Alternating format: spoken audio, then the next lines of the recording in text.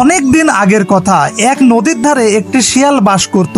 সে ছিল খুবই চালাক এবং সবসময় নিজের বুদ্ধি দিয়ে কাজ হাসিল করতে চাইতো।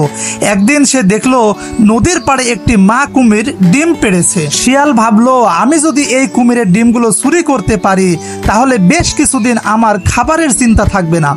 যেই ভাবা সেই কাজ, সে কুমিরের কাছে গিয়ে বলল, এই যে কুমির, তুমি তো এই নদীর রানী, তোমার রূপের তো তুলনা নেই, কিন্তু শুনেছি তোমার নাকি বুদ্ধি শুদ্ধি একটু কম। কুমির একটু রেগে গেল, কিন্তু শিয়ালের মিষ্টি কথায় গলে গিয়ে বলল, আমি কি করব বাবা, পেটের জ্বালায় ডিম পাড়তে এসেছি, এখন যদি কেউ চুরি করে নিয়ে যায়।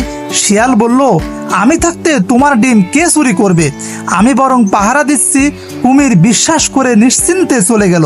শিয়াল সুযোগ বুঝে একটা ডিম সরিয়ে ফেললো এবং পরে আরো কয়েকটা সরিয়ে ফেললো। কয়েকদিন পরে কুমির ফিরে এসে দেখে তার অনেক ডিম মিসিং।